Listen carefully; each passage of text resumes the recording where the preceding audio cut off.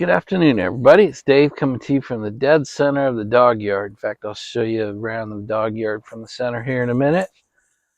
It's Tuesday afternoon. It's probably coming up on 2:30, 3 o'clock, something like that. And it's so weird because yesterday I was saying it was too warm. We're pretty much at 85 degrees, and today as I sit here, we're at 55 degrees. It's literally dropped 30 degrees in the last 24 hours. I gotta be honest, this feels way better. Just beautiful spring sunshine, great blue skies. Look at that blue sky. Perfect out. A little bit of breeze, nothing too windy. We had a huge set of thunderstorms come through yesterday, late, like from 9 to midnight. And blew out the humidity, blew out the hot weather, kind of brought in more reasonable. 55 and sunny is pretty reasonable for the 1st of April here. 85 is just not looking forward to that yet at all. Anyway, it's a nice day. So what are we smoking today? We are smoking Perdomo's Champagne 10th Anniversary. This stick did make my top 10 list. The one yesterday, the 30th anniversary, is on my honorable mention 4, but the Champagne 10th is on my top 10 list.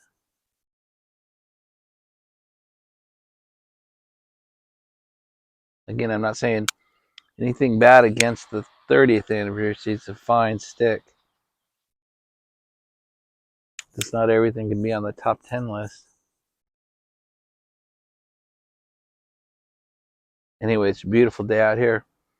Nice to come out and spend it with you guys. I'm gonna stop this, show you around a little bit, show you the dogs for a minute, show you around the dog yard, and show you a chore that I should be doing instead of sitting here with you guys. So look, I always act like I got my shit together. What I should be doing rather than smoking my cigar with you guys is stacking up at 2 cords of bulk firewood. I've got 7 one cord racks here, so I can stack up 7 cord. So what I should be doing is stacking that up and ordering another. I basically have no firewood left, so I got these 2 cords.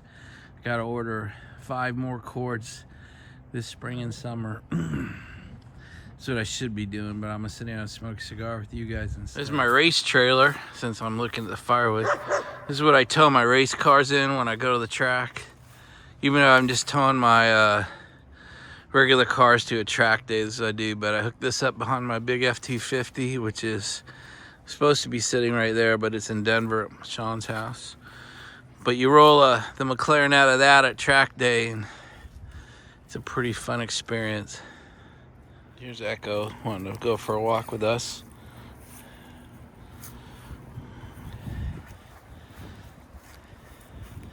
She's a sweet dog. She's my 5-year-old. She's the COVID puppy from before Lauren went to college. And now here in a month, Lauren will be coming home. Chance being Chance. Hey, buddy. He loves attention, but he only wants attention by himself. Look at that tail wagging. He'll be 11 here in a couple days. He's actually pretty healthy. His hips are starting to bother him, but he's pretty healthy. And there are the knuckleheads.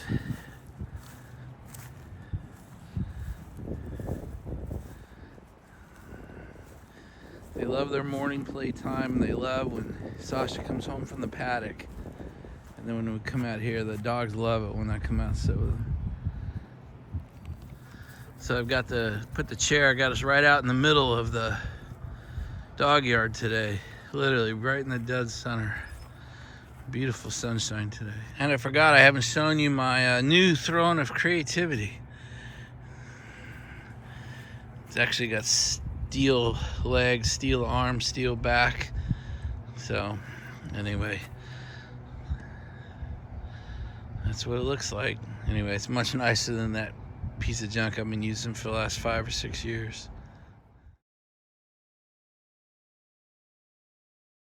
Anyway, it's kind of, I enjoy showing you around. A lot of times when I'm watching you guys, I'm always wondering, what are you seeing? And so I think, well, I should show you what I'm looking at. So you can see kind of all the way around me. You got to see the dogs. Boy, the rainstorm from last night left all these combat holes that dogs have dug just as just mud pots. And boy, does Sasha loves it. She gets so muddy that she makes Finn muddy by rubbing up against him. So kind of a mess, but it's part of owning dogs and part of letting them have their freedom. I could get on them about touching those holes, but I don't feel like yelling at them every minute. This means I got to clean the inside of the Explorer out. Gonna be a little extra cleaning of the house tomorrow morning, but I think it's worth it. So my daughter's horse, Cooper, the big monster, 18-hander. Anne-Marie's got, it's actually, should call him Anne-Marie and Lauren's horse, but it really is Lauren's horse. But Anne-Marie rides him every day when Lauren's at school. Anyway, he's over at the local hospital getting a giant infected tooth dug out of his mouth today. In fact, literally happening right now. Anyway, Anne-Marie had to trailer him over to the local hospital. About 45 minutes. Because they have to do it in the hospital because they have to sedate him because they got to dig it out. Then they have to let him come back out of sedation and make sure he's okay, and then they'll trailer back home, but she won't be back for hours. So, not a big deal. That just needs to be done. What's interesting is yesterday was 1 year ago that we had to do it for another tooth for him. This is his second bad tooth. Anyway, some horses just have bad teeth, and he's one of them. So as he ages, we're going to have to feed him mush or mash, soaked hay and soaked grain as he gets older.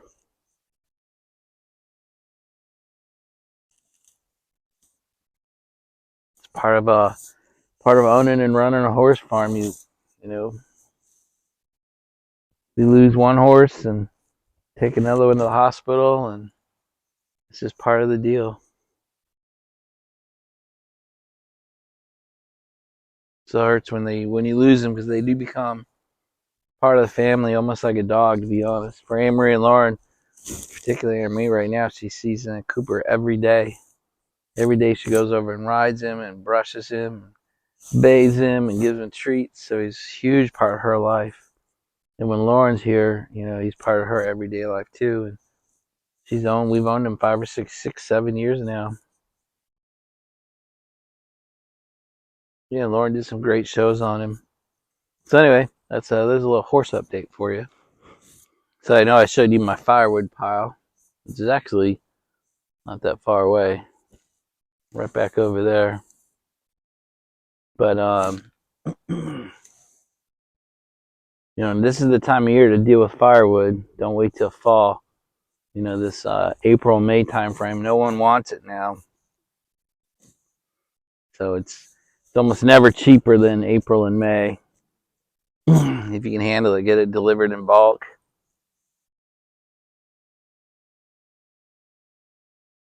Like I was telling you over there, we'll do 7 cord this year. 7 cords will lasted us 3 years this time. So as I spend more time in Wyoming in the winter, that means less fires here. So with 7 cord, gets all stacked nicely, gets stored under a big tarp, keeps the weather off of it. And on a few hard days of labor, it gives me 3 years of firewood. So that makes good sense out here in Maryland. So totally different level of effort compared to what I have to do in Wyoming this summer. But anyway, this is the time of year, so if you're into firewood, if you need it, if you have a wood burning stove, man, get on it, do it now. Also, you can get it done for the heat, man. It's tough, man. I've done it, stacking firewood in 90-degree heat. It's a pain in the tail. Anyway, I should be doing it, by the way, right now, but look what I'm doing. So I can procrastinate as well. So one thing I did not procrastinate on is I had a dentist appointment today at 8 a.m. So do the thing you want to do least first, right? So I always book my dentist appointments for their first of the day, 8 a.m. Get it done right away. And also, you don't have to deal with the mess of their day, because if you get later, I think the later in the day the appointments, the more messed up they can get. So I always try to do first. But anyway, 2 thumbs up. A good clean bill of health. No tongue issues, no gum issues, no mouth lining issues, no teeth issues. But I never have. I have great teeth, so I have nothing wrong with them my whole 60 years. But as a smoker, it's good to get gums, lips, top of the throat, tongue, mouth lining. Make sure you don't have anything precancerous, because when we smoke, sometimes we put a lot of heat in our mouth, especially for chewing, and that's the worst thing you can do to your mouth, is kind of burn it with heat. Turns out the heat of the smoke is actually great for cold and virus protection, because that's the number one thing that they can't stand. Viruses and like the common cold, they can't stand a hot mouth. So when we smoke, we actually kill a lot of the things. So that's why as a smoker, you may get sick less than the average person, because you're killing it with the heat. But too much heat, you can actually start cancer in your mouth. So it's good to get it checked out twice a year. That's all I do, every 6 months. 1 hour every 6 months to enjoy this every day. Makes it worth it. Plus, it's one less thing to worry about.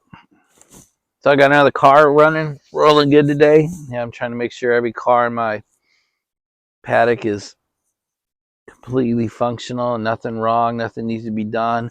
Make sure the registrations are up to date, the license plate tags are up to date, the insurance cards are up to date. Make sure all the fluids are good. Make sure the batteries are good. And so today was I have an original H1 Hummer that I bought for military surplus.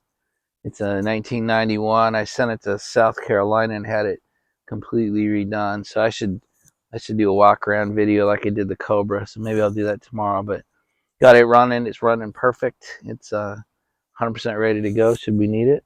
So that's nice to have done. And I actually scored some tobacco today. I scored 1 pound. Hey. Here, this is what you're hearing. Well, you can see it through. So I scored some Rougarou or Rogaroo.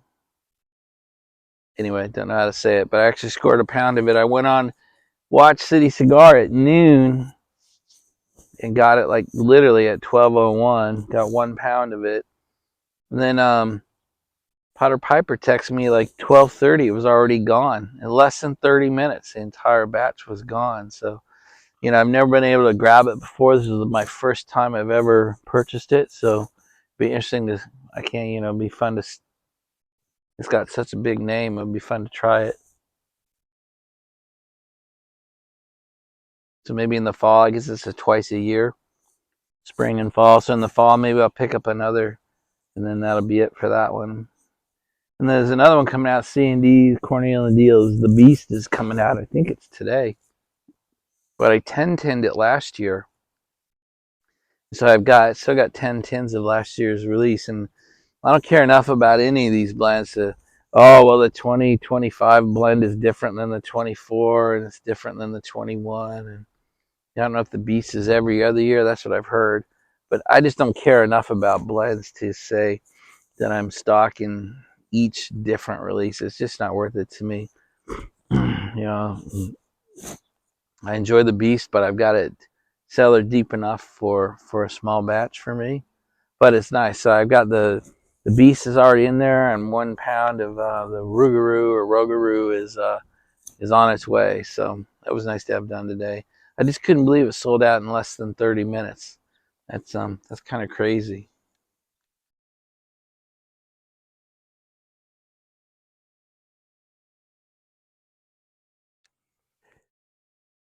So I just uploaded the 9th video of me reading the book.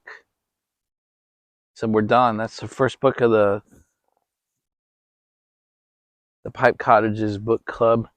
I'm a couple chapters into the second book, but like I said in that video, I'm not gonna upload. I'm not gonna read the second book to you or even highlights to it. It's really it's very factual, but it's pretty boring. It's very it's written like a textbook. It's about the influences of the different colonies that started the United States.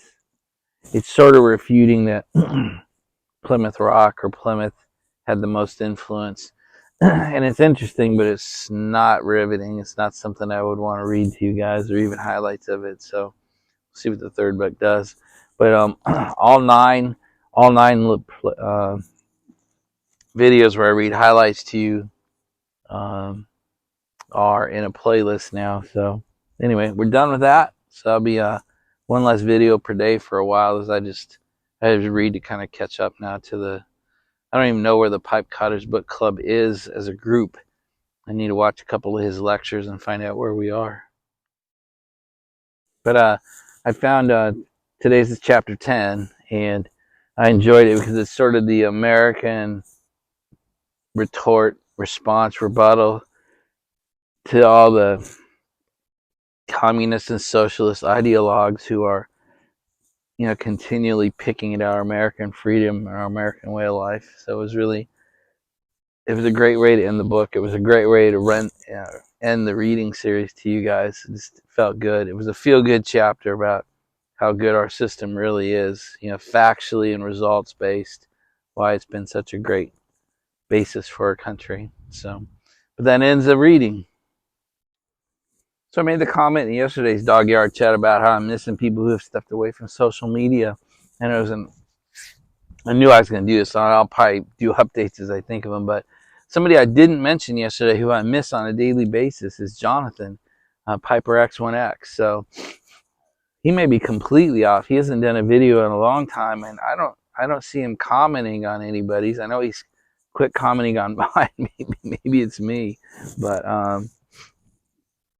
he was somebody I was used to seeing. I mean, he posts one, sometimes two videos every day. His dogs, his walks, from his couch. He'd always update on his next thrift shop purchase, and he's really transformed that sitting room of his online, on his YouTube videos. So it's been fun to watch. So I do miss him as well. But I was surprised how many of you guys have commented. You notice the same thing, and you miss a lot of your day-to-days too. So yeah, it's just I guess it's just there's a bit of a trend going on. Maybe it's YouTube wide, but certainly maybe it's YTPC wide, or maybe it's just our corner of it. I don't know, but there are just so many people who aren't posting at all, just taking a break from social media, or have reduced their participation down to, one a month kind of thing. So anyway, it just it affects my daily life because I rely on you guys for my social outlet to a large extent here in Maryland.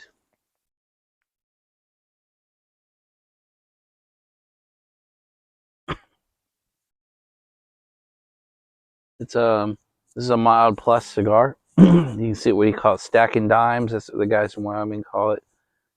Just it's really well put together. Super nice flavor, pretty light. I'd call it just north of mild plus. But I really do enjoy these. And that's why they're on my top 10, I guess. But it's a great cigar, great stick. Fun to see the three of them playing. Pretty classic.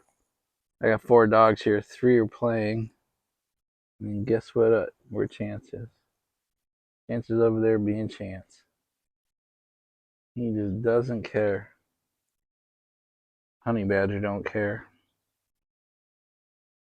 Uh-oh, Humpasaurus. She's fixed, but he's intact, so every now and then he gets humpalicious. But sometimes she'll flip him over and pay him back, so it's kind of funny.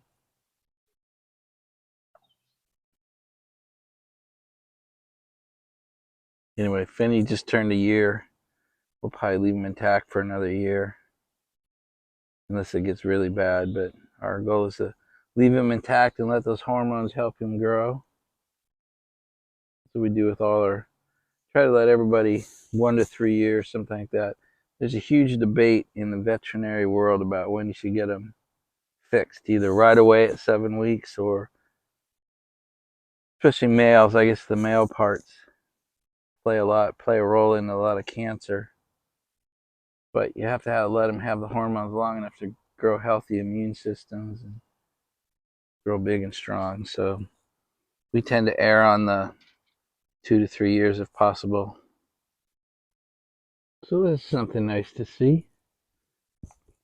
4 super content, happy dogs. We got 2 over on that side of the fence. And look at Finn, man. Finn is just enjoying his little sun nap over there. You heard me say his name. And then Echo. 4 content, happy dogs. That is a great thing to see. Especially this one. It's really unusual to see just her being happy and content and not bugging the other animals. And this is Chance's natural state. But still great to see it. So let's talk politics for a few minutes.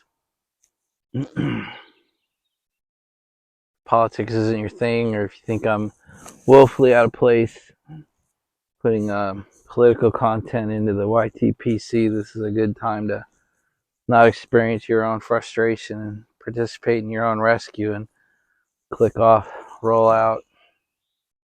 I'll give you a warning here.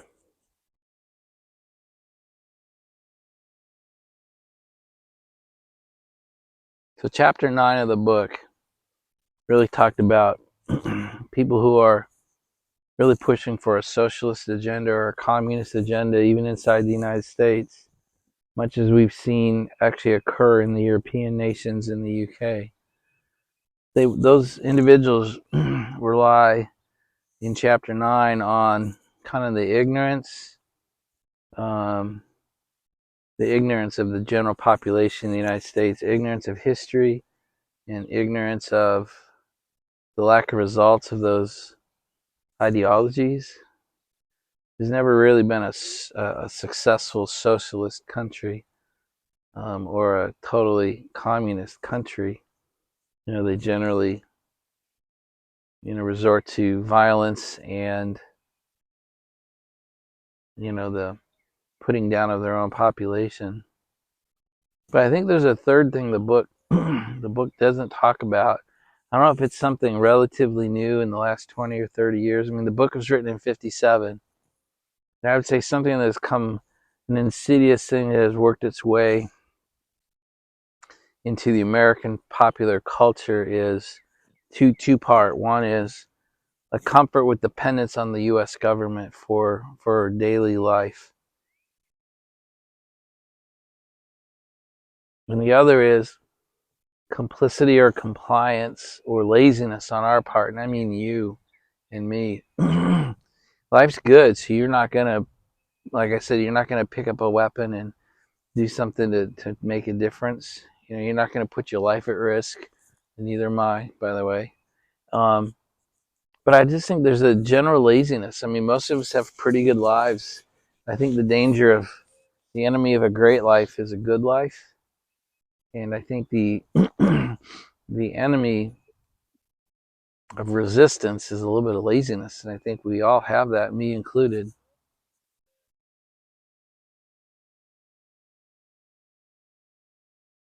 I think so much of our population is now comfortable being on Social Security as their only source of income, or work a government job your whole career and then be totally dependent on a government retirement for their life, or to be on unemployment or universal basic income, UBI. I think more and more of our population has become comfortable with that. And in fact, it may be a majority of the U.S. population now is dependent on the government solely for their income, for their way of life. And I think that is incredibly dangerous.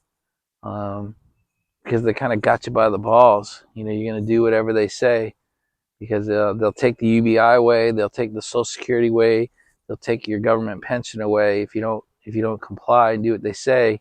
And I suspect many of you will comply based on that alone, because you just don't have anything else to fall back on. I think many of our young people have already become, even at 18, 20, 25, have become very comfortable since COVID, sitting on unemployment or UBI. And more states are making it so those benefits never expire. You can just sit on them forever, or put up some sort of bullshit fake effort that you're looking for a job to stay on it.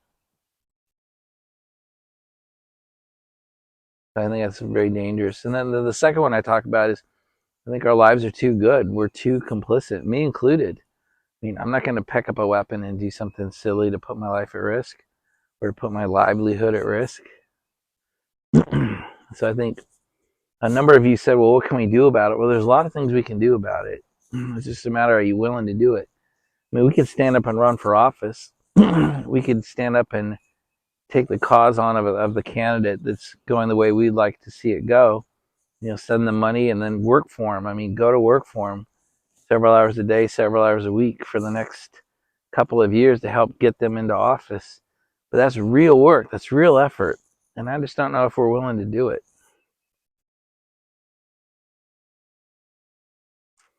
So I think the thing that maybe we are willing to do, if we're not, boy, it's failing a minimal level of effort, is to educate ourselves, like the book we just got through reading, so that you don't debase yourself when you get into a conversation, a debate, an argument, a fight, whatever word you want to use, with somebody from the other side who has the other side of the belief system.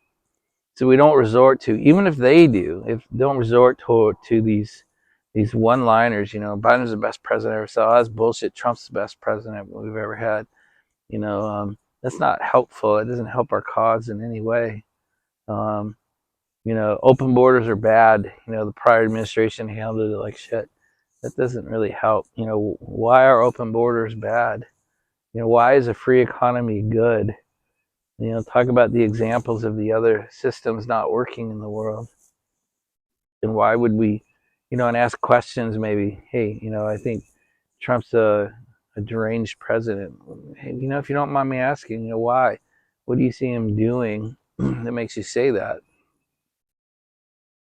And not get into name calling or one line arguments, start yelling at each other. I think we could help the cause quite a bit in a lazy way by reading and educating ourselves, so that we can have good conversations and be ready for real debates, and talk about real principles and real beliefs, and not resort, even when they do, because I hear it, even with you guys, I hear it. Well, they've been attacking us for the last 4 years. It's our turn to attack them. That doesn't help our cause. Oh, well, they attacked Trump, so I attacked them back. Again, just step up a level. And even if in the conversation they just won't elevate their side of the discussion, don't fall to their level. Don't fall to that person's level. Don't debase yourself. Don't debase the cause or our side of the belief system to the point where we're just yelling, swearing at each other, or saying you suck, or you're an idiot, or you don't understand, or I think we could go a long ways to helping keep the United States kind of the way we're headed right now, and not go back to where we've been the last several years. By being able to talk about it, and talk about it logically and unemotionally, and without a lot of anger at the person, no matter how they approach us or how they turn during the conversation. Not easy to do, but far easier than picking up a weapon or running for office or doing something that will take, hours and days for the next 2 years. Anyway, just a thought, because several of you asked, what can we do?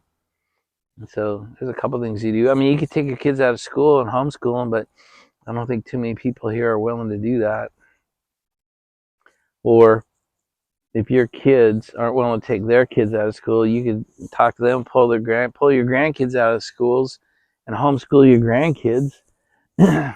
But even if your kids are willing to let that happen, I don't know if you're willing to spend that kind of time. I mean, that's 5, 6 hours a day, 5 days a week for the next 5, 10 years.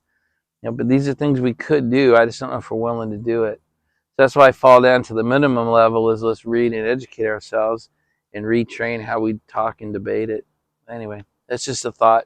I'd like to know what you think, and what do you think when you hear that stuff? All right, guys, I think that's it for the day. It's long enough. I think we're coming up on about 25 minutes. It's too long as it is. So anyway, sitting out here in this perfect weather. I enjoyed this time with you. I still got a little bit left, but we'll say goodnight for the day. Yeah, I hope you had a good 2 days of your week already. Hope you got 3 good days in front of you. Hope you got weekend plans already. Gosh, and that's it, you guys. So I ask that God bless your lives and those of the lives around you. I ask that God turn his ear to your prayers. May God make his face shine upon you and those around you. And may he bless your life as well as he continues to bless mine. That's it, you guys. We'll talk again tomorrow on Wednesday. Good night.